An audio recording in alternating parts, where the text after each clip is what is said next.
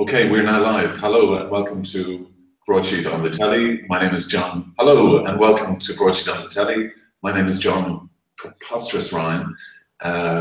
Welcome to all our readers and commenters and trolls and what have you. Our panel tonight slightly depleted because a couple of special guests couldn't get Wi-Fi coverage in the country. And anyway, we hope to have somebody hopefully later on who's going to come on. Kind of Jobstown related. We hope to have Paul Murphy, but he's doing Vincent Brown, which is on the, it's about to start now. So it's over. Too much Paul. And then you can watch us on the morning over. Jobstown related. We hope to have Paul Murphy. Oh, Vincent Brown. Okay. Anyway, our panel tonight includes Johnny Keenan, Neil Curran and Olga Cronin, who's going to go through tomorrow's papers, starting with some of the English papers because the Irish ones have arrived tonight. Yep. So, so we don't have any Irish papers, like John said. So this is The Guardian. Abortion concession heads off Tory revolt on Queen's speech. So basically, this is about women in Northern Ireland. So they're usually charged about £900 for termination, if they travel to England or anywhere else in the UK to have an abortion. But this is no longer going to be the case. So basically, the government has changed its policy, and Conservative MPs voted for an amendment that was put forward by the Labour MP Stella Creasy, to basically allow Northern Irish women access NHS-funded abortions in Britain. So that's that, and that actually features on a lot of the papers. There's a story there on the right. Labour urges government no grubby deals on Sky. So basically, Labour politicians told ministers not to do a grubby deal with the Murdochs in order to push through 21st Century Fox's £11.7 billion takeover of Sky, after Ofcom warned there were serious concerns that any takeover would hand the family increased influence over news and politics in the UK. So the Murdochs, as people know, own News International, like The Sun, Former News of the World, Sunday Times, those papers. Just going down then, the Daily Telegraph talks of HIP alert for 56,000 patients, so that's a warning out to people. The Grenfell Council shuts down public meeting. I haven't had a chance to read this, but the leader of Kensington and Chelsea Council was facing renewed calls to resign last night after he scrapped a public meeting on the Grenfell Tower disaster because journalists were present. Faggot Brown took the astonishing step of dissolving the meeting when he realised newspaper reporters were in the council chamber.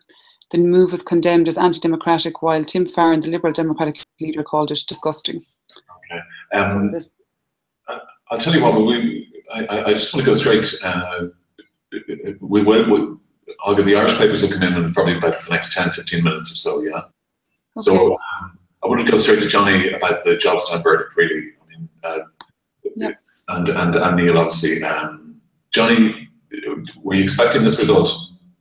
I was a little bit apprehensive, to be honest with you, John, because nothing surprises me anymore in this country. I was relieved and very happy that they got away with the conviction was quashed. They were freed, because the alternative would have been very bad. You know, if they were found guilty, they would have done a long stretch, and it was set up against them. And they're freed now, and an awful lot of people are implicated in relation to why questions need to be asked now. Neil, sorry, just Johnny, I'll get back to you on all of this. I just want to get sort of initial reaction. Neil, were you expecting the result? No, I was surprised it was such a swift finale today, which is great. But some pretty dramatic, comments coming out of what happened in the courtroom today, and some interesting comments in the media as well in follow-up. So it's good to be put to bed. But I believe there's another. It's not finished yet, as in there's someone else to go on trial. That was mentioned today at the end of a report on News Talk, but they didn't elaborate on it. So I'm not really sure what that's about. So we're not really done with it yet. Yeah, and is that related to the same protest though? Yeah, they didn't elaborate, but they did say it was part of the protest, but they yeah, didn't. I think there's 11 more people who have charges that they're supposed to face by the end of the year. Okay. So yeah. Oh yes. Okay. Yeah. Right. Well, I mean, they're not likely to see the court, I guess. Although tonight, I heard that there is a sense that there may be an appeal against today's verdict. Johnny? Well, I don't know. As long as there's money to be made by someone, I suppose there'll be a court case. Isn't that it? Yeah. Sorry for being so cynical, but like that's what reasons behind it? What, 7 weeks of court case this was? 8 weeks. 8 weeks. Over 10 million. And there was a young lad there who was 15 at the protest and is now 17. And he's the judge gave him a 9-month suspended sentence and the promise that he'd remain good. So like, you know, he's still like, you know, under that 9 months court case. And so like for a 17-year-old to still like, you know, kind of be guilty, and and they'll be the first to admit it, that were the main organizers of the peaceful protest, have got away free. So the whole thing is open to question. Now, the other people that are going to be in court for the same charge at the same peaceful protest, it's a farce. The whole thing has to be thrown out now, because the 6 today were associated with one political party. So to say it's not political, I think is a little bit what would you say, untrue, for want of a better term. Yeah. And the whole thing is farcical, and I'm delighted, just really, really happy that people still have the right to protest in this country. And I think we should seize on that and protest regularly and knock the crack out of it, because standing up for your rights is actually quite fun, and it can be a carnival atmosphere like it's done in a lot of countries around the world, particularly in Latin America, where the power of protest really, really does make a difference. Peaceful protest. Yeah. I have to say, I have to really endorse peaceful protest. Sitting down for your rights. Absolutely. Olga, were you surprised by the results? I mean, I don't know. I think once I saw that video, in my mind, I mean, I'm not a legal expert. In my mind, though, it was a case of, okay, well, how does this work now?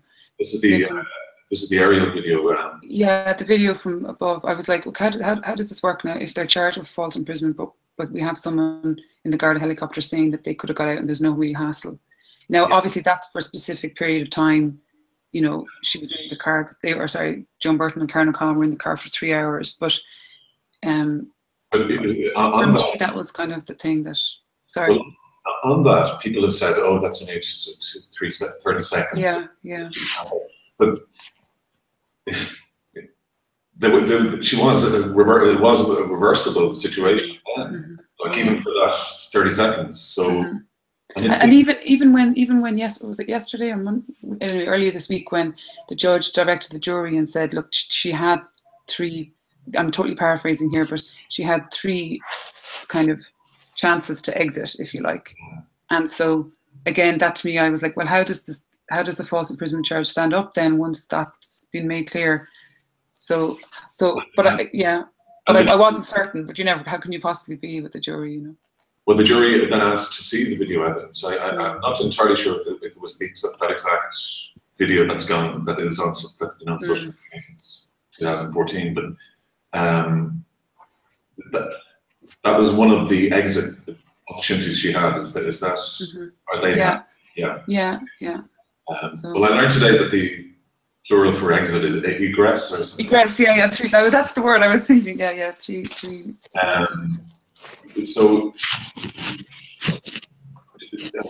another aspect that we noticed right from the start in this case, that the press made a meal of it, really hyped up threat posed by Paul Murphy and the quote sinister fringe. I really think that has backfired now. Yeah, but it was all like, we have to remember as well, it was reported before it happened. Like, it was reported that Paul Murphy and up to 20 other people were going to be charged. Yeah. Like, it was on the 9 o'clock news, and which was astonishing, really, you know, that was reported before the event. And well, the raid on Paul Murphy's home was at 6 a.m. and there were apparently senior officers present, which is very rare, only in the case of kind of murderers and terrorists and people like that being arrested. He was then taken to a police station for 8 hours. He was held for questioning about this, and I'm not entirely sure that many hours the other guys were kept for, but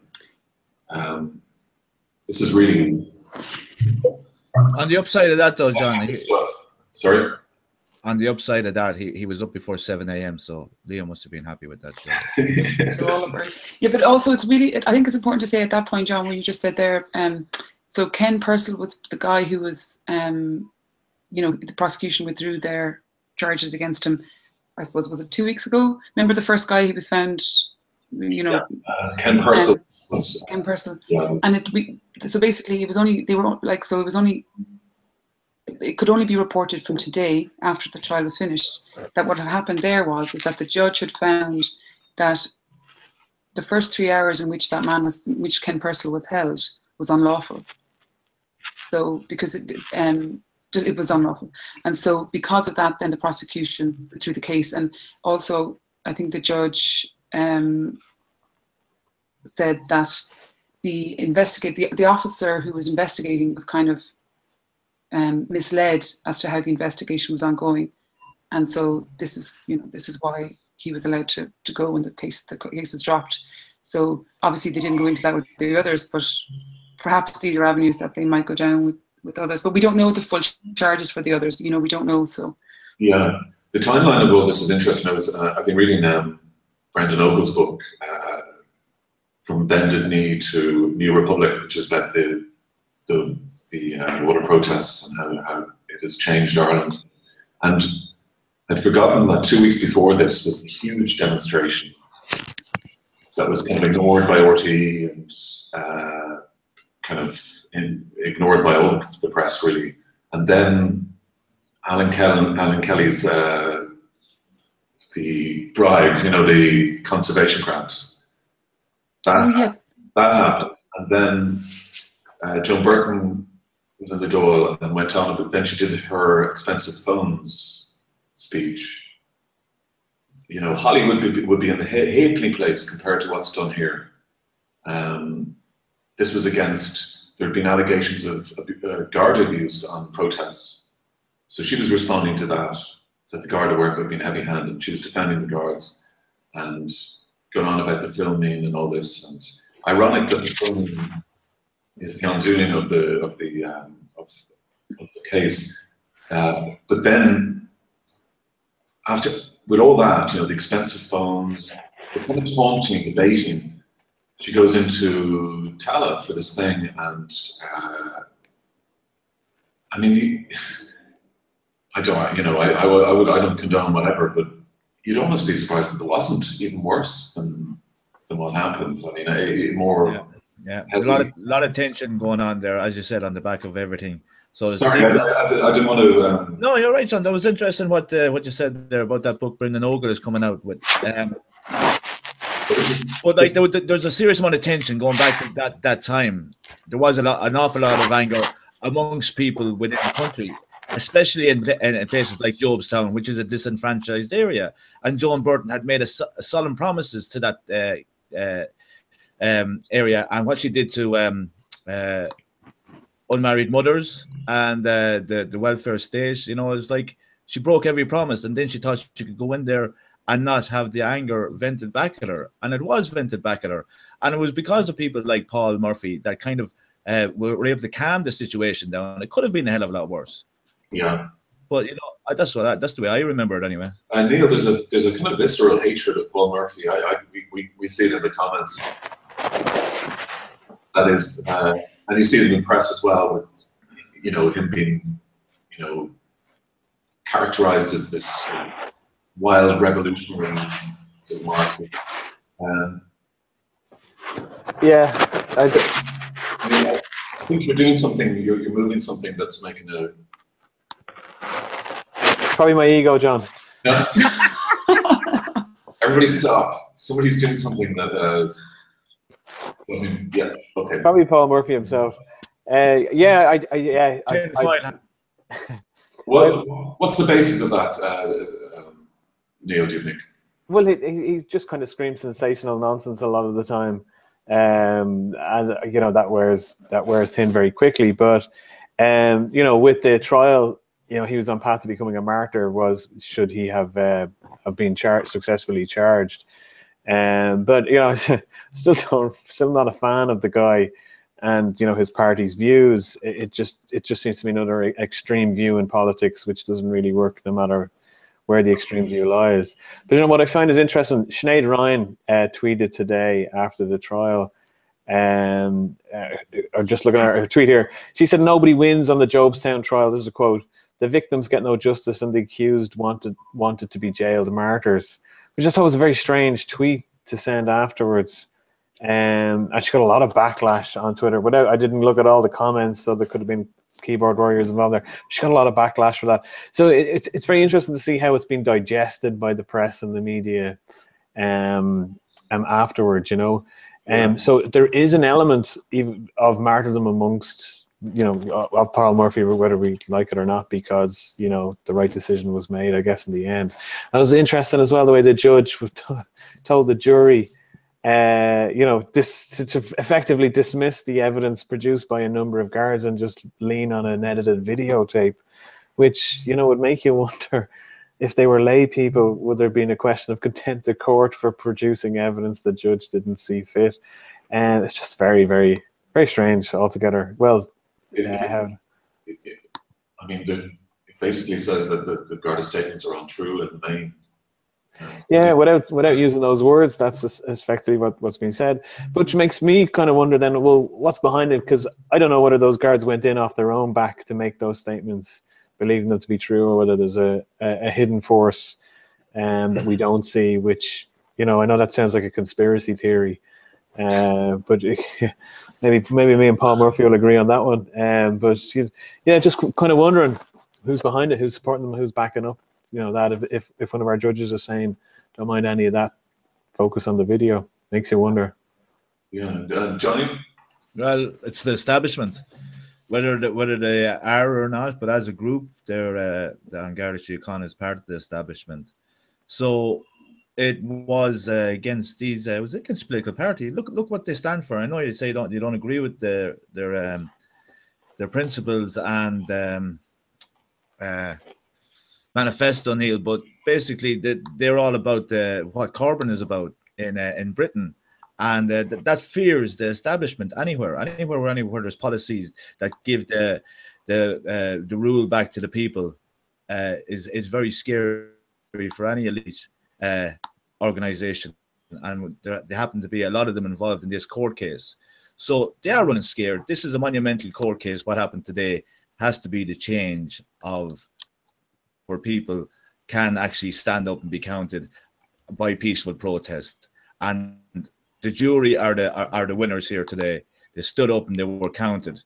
They got to by any organization or any establishment force. They got up and they seen it for what it was: six people at a peaceful protest to austerity happen in their neighborhood. Simple as. Yeah, Olga, you were at the trial yesterday, and you were in the court yesterday.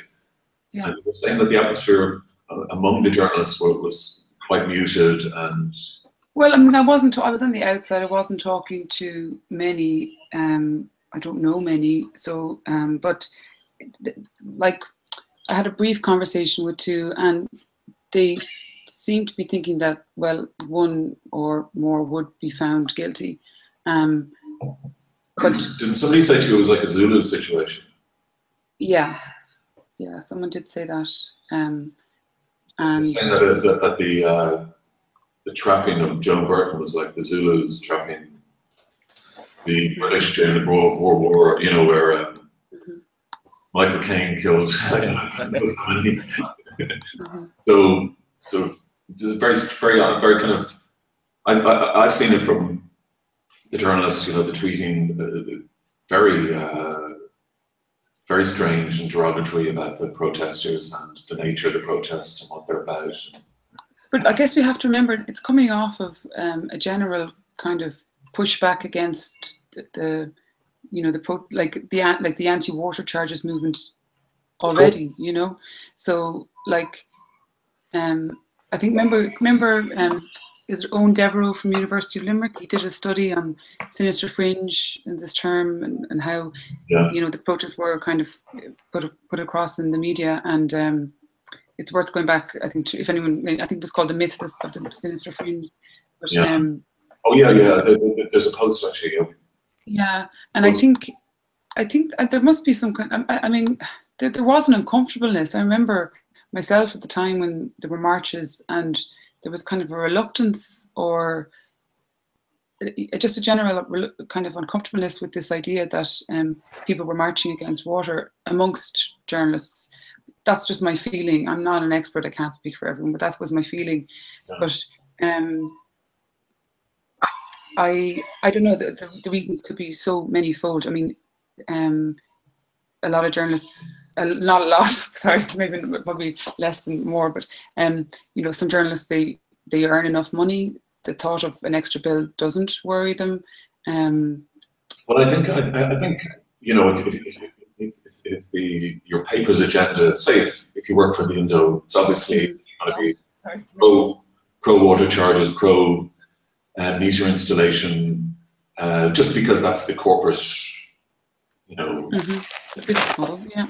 You know, with a few exceptions, Jim Carrigan, Colette Brown can say, you know, otherwise, but generally the tone will be.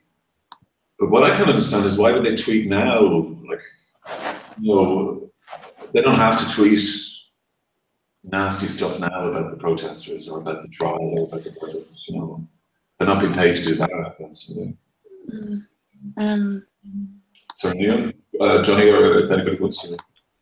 So still ongoing, John. The battle is won, but the war continues. For just a metaphor. But aren't these people? Like, aren't journalists like? Yeah. Like can us? I mean, in terms of the precarious nature of their existence, isn't it? They're only a salary away from. Well, this is it. But also, like a lot of newspapers, you know, like I'm not into bashing all of them, but like a lot of newspapers, gave people reasons to march. So I was always confused by that. I was always confused by, but you're giving them a reason to march.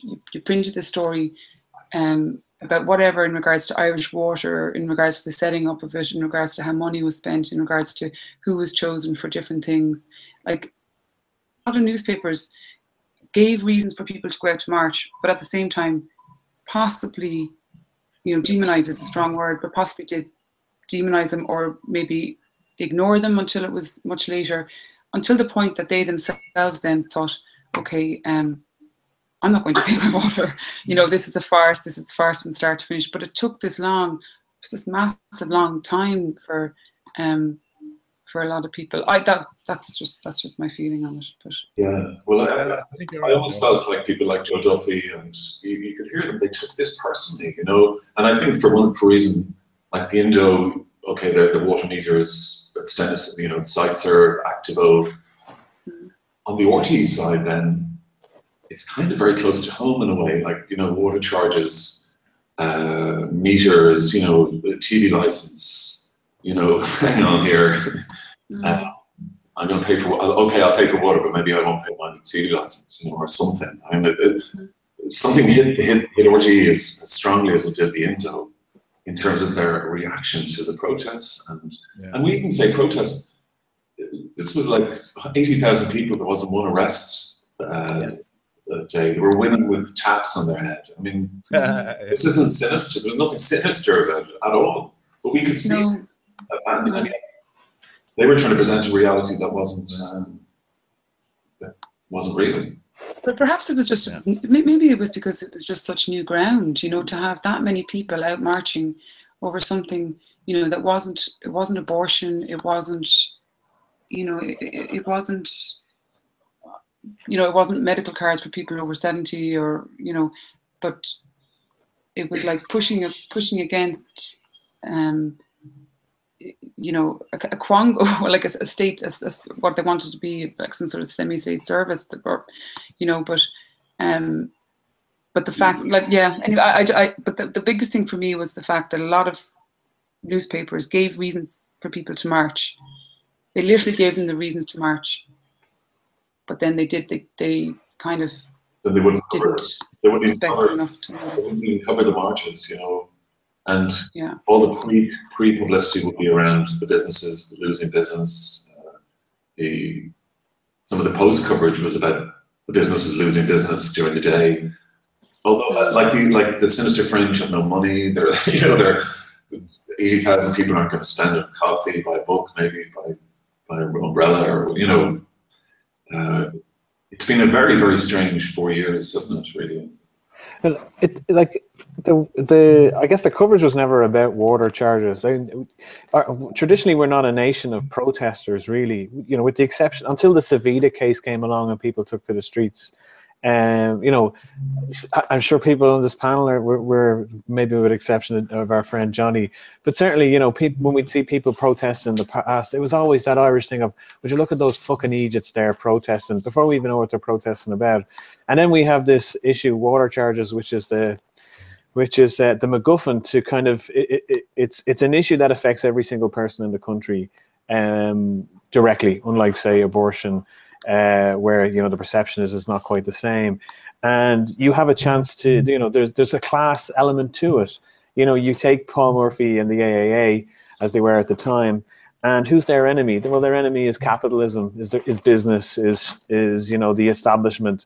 So yeah, it's easy to write stories about their protest, them leading the protests is affecting the business in town, because it's a nice jigsaw piece that fits the puzzle. But as the protests grew, there was it went beyond the people who are at those extremes of society, and it was regular Joes, it was your neighbor, it was family members taking to protest. Why at that point didn't anybody in the press or reconnect with what was happening, or in the Labour Party? I mean, like Ogle says it, he says that Labour blew its chances. It has in November 9th, 2014, Labour had an opportunity to completely reposition itself as saying, okay, we've gone through this austerity, the water charges is in stake, now we're with you. We're reconnecting with all the classes who have joined this water protest, but they didn't. It's missed.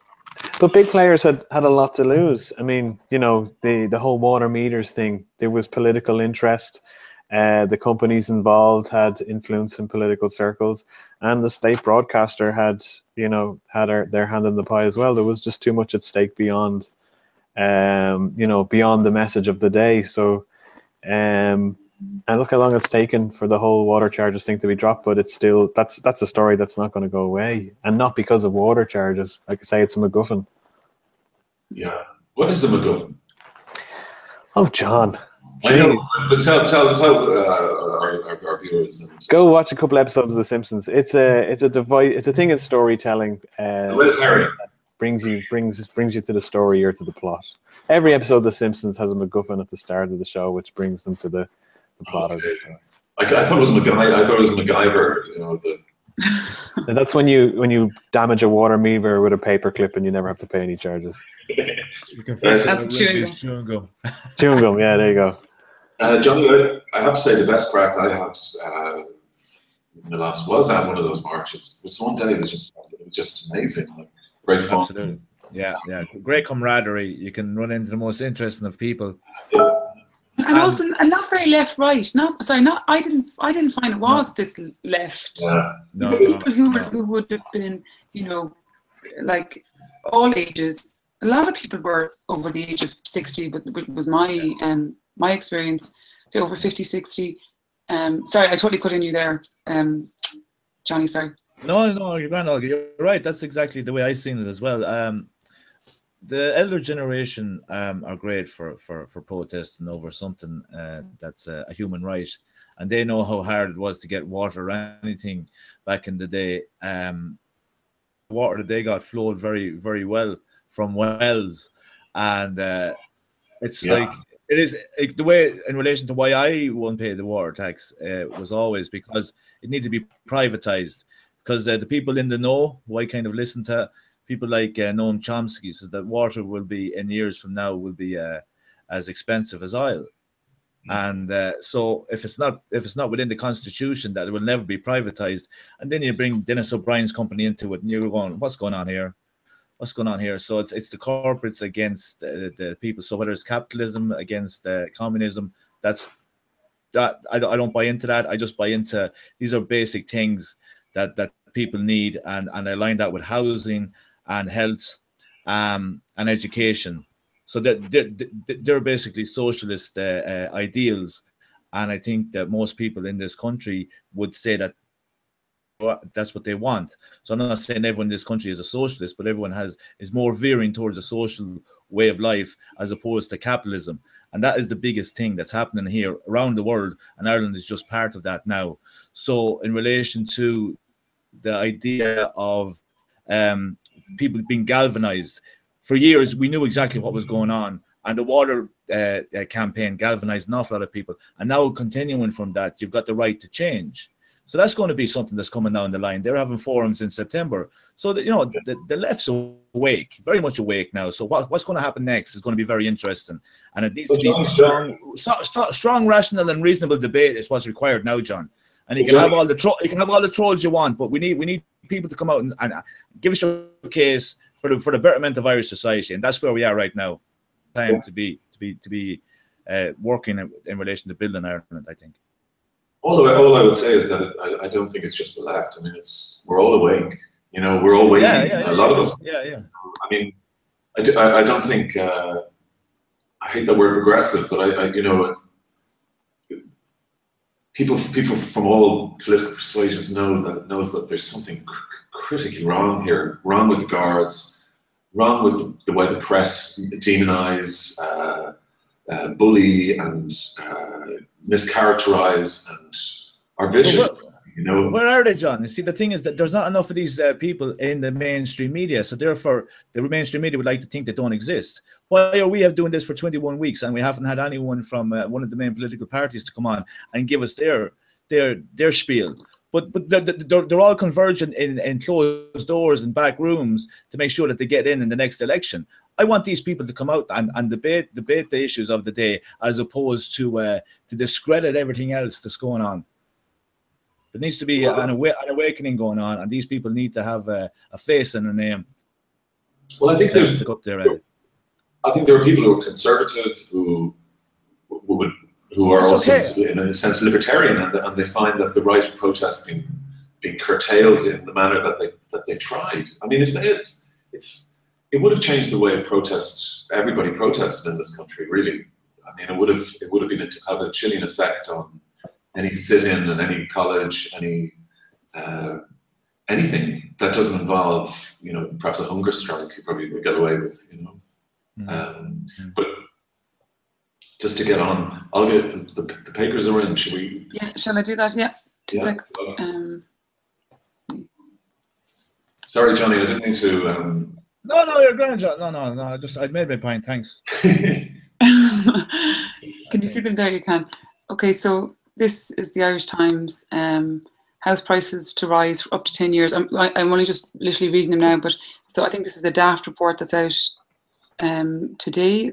So house prices will continue to rise for the next 5 to 10 years unless drastic action is taken. Report released today by property website daft.ie. The story on the right with a picture there is a woman 82 diagnosed with dementia is still the primary carer to her daughter who has intellectual disabilities because there's no suitable residential placements. It's Teresa Kinsella of West Dublin along with her husband Michael, 79, and their daughter, 52. So I'm sure we'll hear a lot more about that. The story there, so they've obviously covered the Jobson trial by Colin Keena. So this came out today earlier as well after it ended. So basically, Paul Murphy was warned earlier in the week about him tweeting. So he was tweeting using the hashtag Jobson not guilty, and I think he had tweeted republishing comments from other, like references that were made and evidence that was given or testimony that was given in the trial.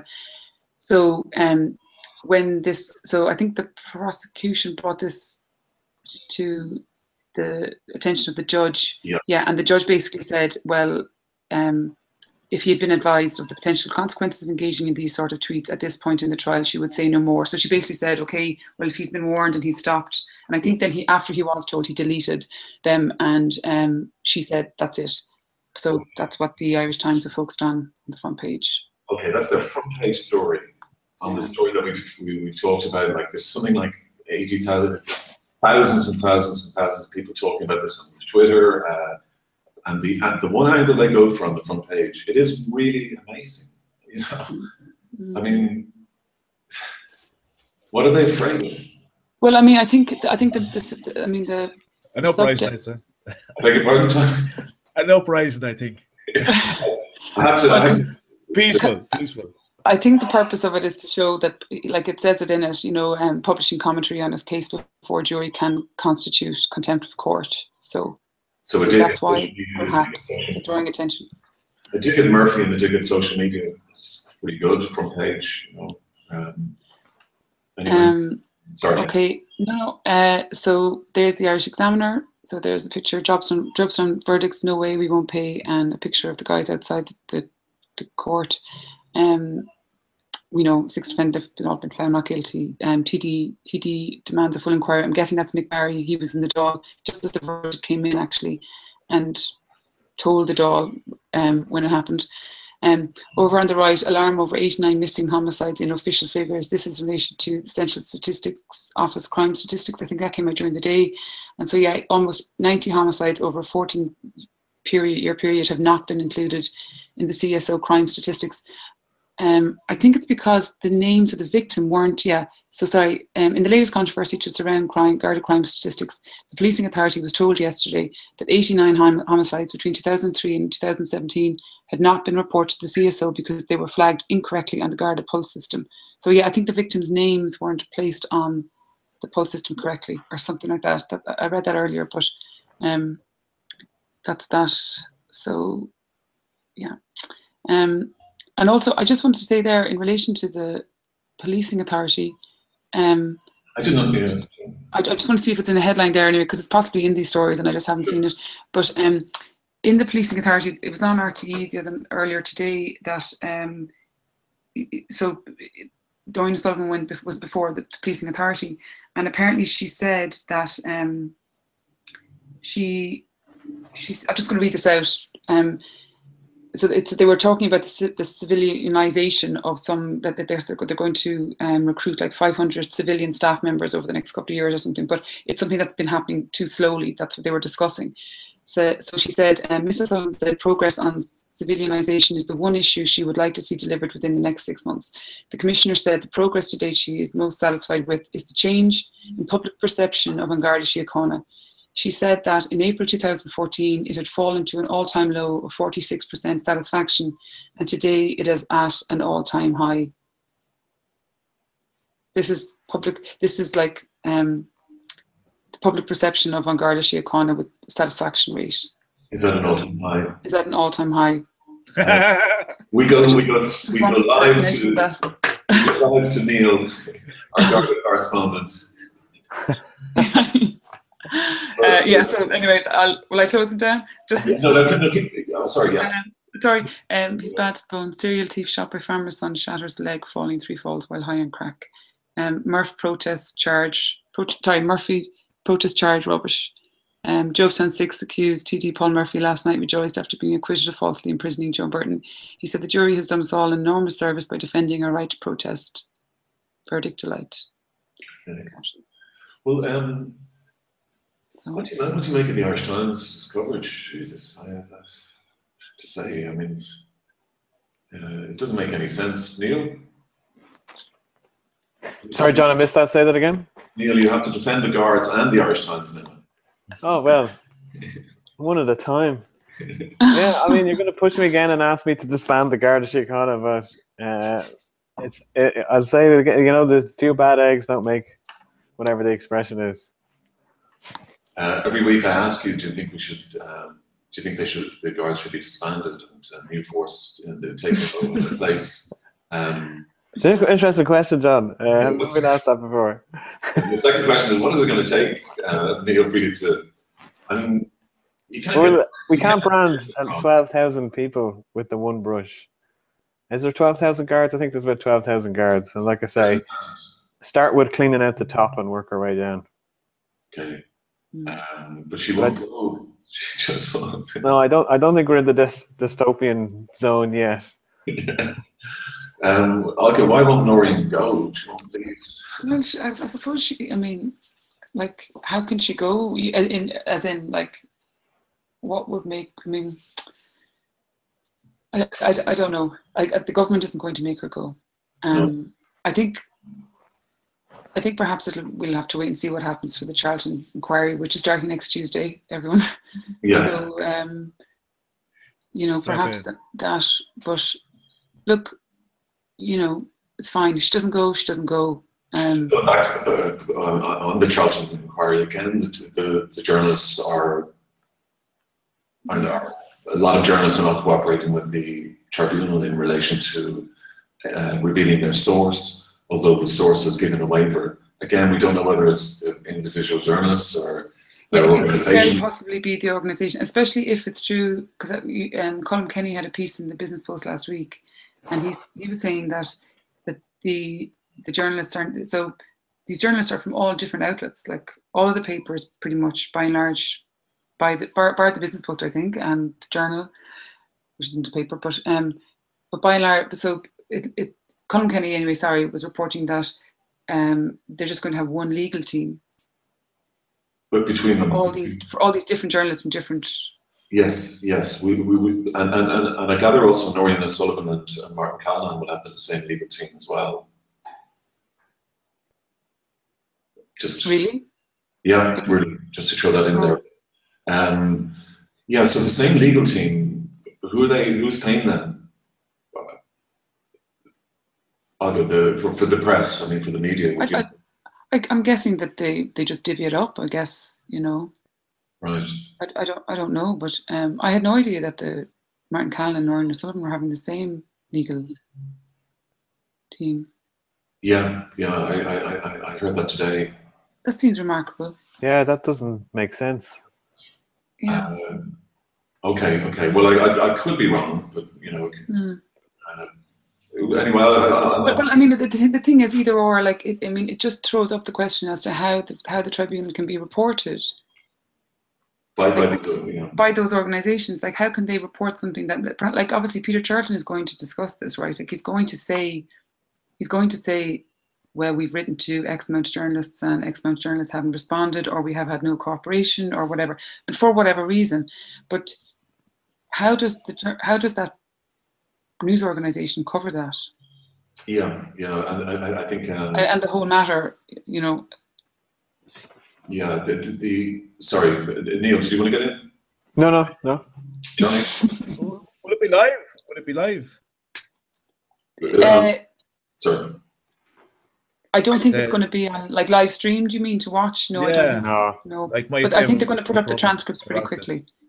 Okay, so we'll have to be acting again, like in the Bertie Tribunal, or the Matin Tribunal. Sorry, remember they had the actors. Oh yes. That was funny.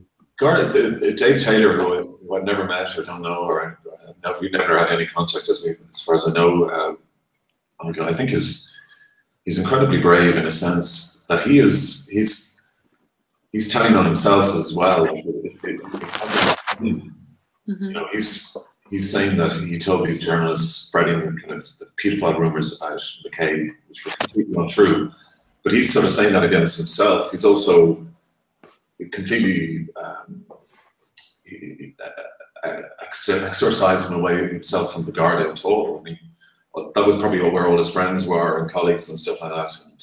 And absolutely. So, and he's not liked by the journal. I mean, you got to hand it to Dave Taylor. Like, if he's watching, or if anybody knows him watching, thank you very much. I think what he's doing is incredible, and it'd be great if he got the support. But there must be more to it, Olga. There must be, and we don't know. We only know what we're reading, but I mean, the opening statement from Dermot McGuinness, the senior counsel for the tribunal, was pretty clear. And but the reasons for them not coming forward or whatever, that's obviously what we don't know. And maybe it'll change. You know, it could possibly change. they might just want to see what pans out. The people who were like, and also remember that in the opening statement, he did say that that the tribunal became aware that he was in contact with these people. Now, he was the head of the Garda press office, so he was obviously in contact with loads of journalists. So there could be absolutely nothing to it. But the fact that just the letters were ignored is troubling. Yeah. And I mean, the way it looks, it looks terrible. Sorry, John. No, sorry, John. No, just in relation, I suppose, on the same subject, kind of. The Féisin and Garda Síochána is up. What paper was that headlining? Oh, sorry, Johnny, what was that? Sorry, I'll get the Féisin and Garda Síochána is up. What percent? That was a headline in the paper that you read, no? Oh no, sorry. I read that from a report on RTE about the appearance of Noreen O'Sullivan before the policing authority earlier today, and so she was saying that the one thing that she was pleased about was the satisfaction amongst the public in their faith in the Guards, and that she was saying it's at an all-time high, and how it had been 46% previously. Right. And where was she getting that? I think there was a story actually, one of the papers last week about but I think it was a Garda commissioned poll, possibly. Not too sure. Okay, well, is this more of the propaganda that's being spun within the mainstream media to give us a false? Well, no, RT were news, only RT were only reporting what she said. She did say this, so but where do you think that she might have got that information from? Because they did. We live in a country where everyone seems to have a problem with the Gardaí telling the truth, especially. There was a poll, I think, on Claire. There was a poll, wasn't there? The Amoric thing on Claire Byrne. You didn't think that was the Holy Bible or something the way she's going on about it? Give me a break. Give me a break. No way. No, I think it was a poll. Anyone who brings her to task, then she nearly goes crazy about it. That's the Amoric fucking go away with that. Hang on now. Line them up. Sorry, so Neil, what should happen next regarding the Guards then? I know you've got relatives in there, and I don't. No, not anymore. Well, aren't they trying to do? Well, it needs an overhaul. It needs some major review from the top down. But it looks like, unfortunately, that's happening in a very bad way. Should they have that lovely lady from the US? Is it the US? Is she from Seattle coming over on a part-time basis? Oh, God. Yeah, so Kathleen O'Toole? Is that her name? Is it Kathleen O'Toole? I don't know. Like at the end of the day, it's not just the issues in the Guards. It's in the political establishment as well, and a lot of the state bodies. There's no accountability. There's nobody to hold the government to task. I mean, maybe we should look at the role of the president as somebody who holds the government to account. We have a Guard office now. We have GSUC. There's another great possible miscarriage of justice that I did want to discuss, and John. Yeah. Sorry, and I'll stop now. Just to finish that point, what Johnny was asking, it was the Guards themselves. They had a public attitude survey, and it found that 85% of people trust Gardaí, and the majority of people see them as friendly, helpful, and community focused. And that came out there. Yeah, it was about 2 weeks ago.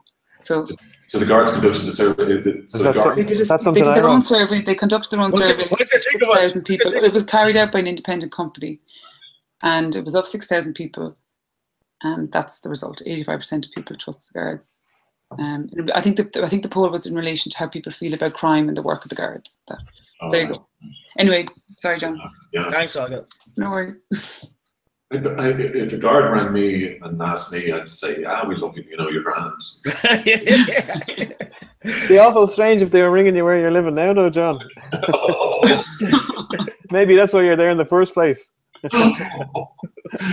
Almighty. Conspiracy theorists. Well, we're going to... you wanted to talk about another grave injustice, I think, did you? Mm. Yes, I did, yeah. An old man, very vulnerable, and Pat Hickey. I thought you were talking about that beautiful gentleman who was pining for his wife. Pining for his wife, yeah. Well, Pat Hickey was probably pining for his wife, John. Oh, yeah, Johnny, okay. credit. Yeah. Well, Pat Hickey has broken his silence this week and said that he's innocent and he will be proven innocent in a court of law, and whenever that might happen, and he's going to go back to Brazil and clear his name.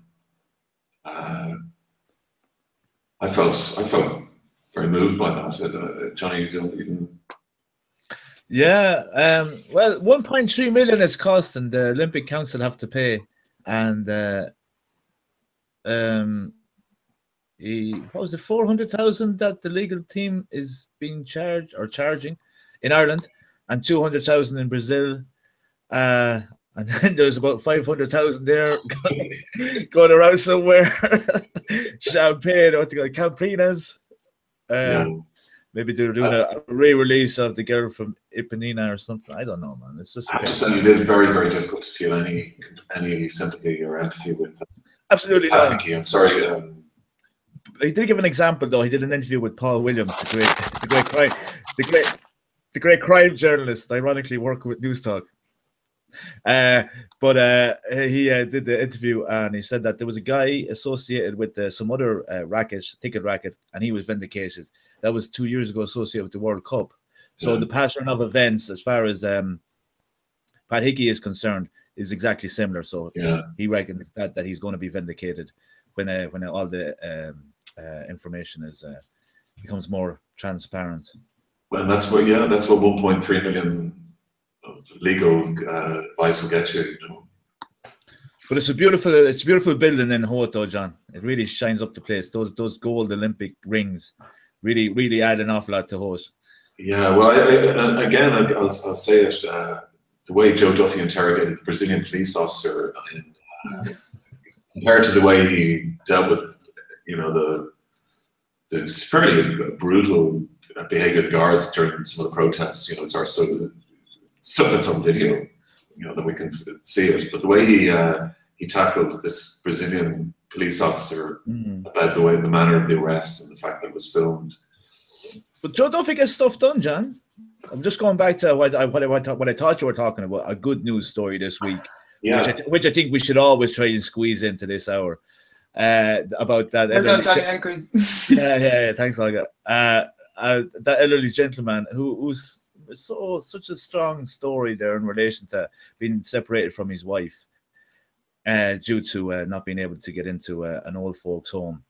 And even though, did you know the one? No, it was on Joe Duffy. And Joe made the case, and then Simon Harris sorted it out. So the power of Joe Duffy is unbelievable, really. He's but that's why his contempt for the border protests was so, and it was evident in tone and everything, was so dangerous and so destructive, really. And it was so unnecessary because it wasn't true. Effectively, they weren't a sinister fringe. They weren't mad Trotskyites, whatever, running around the place. Neil, can I just get you on one thing? You were saying about that Paul Murphy had come out with these ridiculous things and was known for that. Well, I didn't say ridiculous. Maybe I did. He comes from an extreme in politics, and I'm not dissing the guy personally. He comes from an extreme in politics, no different than any extreme view in anything. And he's very much anti-establishment. And the question you have for people like that is, well, that's all great in that, but if you were in power, how would you run the country? Where's the meat in how you do that? And it often feels like political parties like that, which are a minority, are just there to cause noise and make waves. And granted, sometimes, I'm not talking specifically about Murphy, but just in general, and sometimes politicians in that regard and groups will do good things. But, they're never there to win and to get into power and run a country, because there's no possible way they would do that. They could do that. And it's, why not? But what about Corbyn, Neil? I mean, there is a very great possibility that he will be Prime Minister. Yeah, but Corbyn is, well, it's pity we don't have our friend in London on this week to give a bit more colour around what Corbyn has done. But I don't know, Corbyn, the way even Corbyn talks to the media, he gives off a lot more confidence. If you know nothing about him and his views, he gives off a lot more confidence than some of our political extremists do in Ireland. I don't think it's fair to compare the two of them. Well, I mean, just in terms of being authentic, like, I mean, Paul Murphy goes back to whatever, Sammy did 2 Up, 2 Down, or whatever. There's an authentic. There's something authentic about Corbyn. There's something authentic maybe about Paul Murphy and perhaps, but when you hear of any political party, and Sinn Féin do this as well, the whole thing of tax the rich harder, and you ask people, you ask them, well, what's rich, and then which then becomes, anyone who's not working class, and you get this kind of nonsense politics that just doesn't work in an economic environment, and that kind of stuff just drives me mad.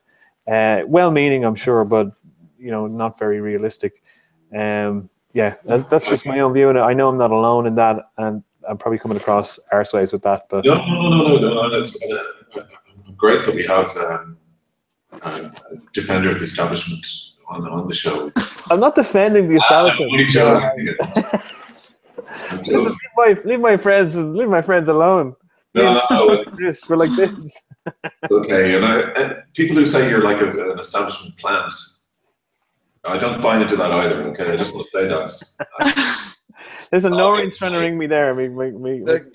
Can I just say that and it wasn't that I couldn't get to Dublin. It's kind of expensive to get to Dublin these days, and that's where all the action is, especially protests and such. But was the beautiful thing called Pride Festival not completely hijacked by the corporates there last week? What I've seen, I don't know. I wasn't at it, so I wasn't at it either. The game, that started a long time. I mean, maybe 5-6 years ago. That it's become very, very corporate. A bit like Taste. Okay. Dublin felt like pushing his spaghetti to one side. Dublin felt like a Paddy's Day for Pride, except there was more colours than just green. Yeah. But funnily enough, now that you're not the first person to mention that about the corporate side since the one on Saturday, and I noticed because I had a gig on Saturday night and walking through town, there was a lot of company branded Pride advertising, which just really stood out more so. Maybe it's always been like that, but it just was apparent. Because wasn't the picture, the picture that was all over the place of Neil Radker with the 2 girls? It was the Bank of Ireland or something, wasn't there? Something. Oh really? I didn't notice that. Stickers. Yeah. The irony of that photo as well. That was the most publicized picture of the day, I think, apart from a big banner from Google that I seen, and the irony that he was kissed by 2 women. Yeah. Well, he's got a great photo up now next week when JT is in town for on a little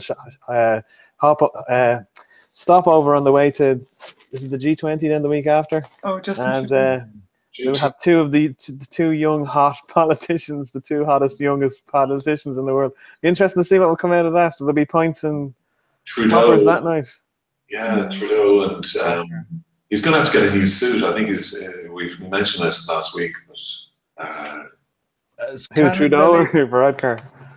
We'll be talking about how good it is for Canada to have legalized cannabis. Not that far yet. Yeah, that's a that's $1 billion industry there, Leo. Maybe people will get up at 6 o'clock in the morning if they can go to a decent job. But that's a whole different discussion, and maybe we'll go off now and have a spark up and have a chat about that off air. Pro-establishment types don't do things like that, John. So. Neil, can I say from the bottom of my heart, I was only joking. I know. Don't worry. You're the safe, fair hands to the guy. Don't worry. I do have a question for the panel. I'm kind of looking at Johnny Keenan with this, and it's slightly in jest. Did you see the trailer for the Jackie Chan film, The Foreigner, and see Pierce Brosnan do not Jerry Adams in a not Sinn Féin political party in a film that looks something like Taken set against the backdrop of Irish terrorism? What were your views of that? Oh wow! Have you seen that, Johnny? No, but I'd love to hear Pierce Morgan do an Irish accent, though. I think after you watch it, you'll still be loving to hear him do it. Pierce Brosnan, though. Pierce Brosnan. Sorry, Pierce Brosnan. Even that's what I meant. I know. The Hollywood side of Navan. Yeah, he's a dead ringer for Jerry. And he's spotting a dodgy northern accent, and it seems like a bit of a Taken meets Patriot Games type of film with Jackie Chan. Brilliant. I'm going to Wow. we'll put it up on the site tomorrow, and if you're around, please join us on the site tomorrow. If you want to, we'll be here next week at 10:45 Thursday, from Johnny Keenan, from Neil Curran, and from Olga Cronin, and myself, John Preposterous Ryan. Thank you very much, and hello, by the way, to all people in the live chat. I don't get to see it, but okay. Thank you. Good night, and thanks everybody. Thanks, John.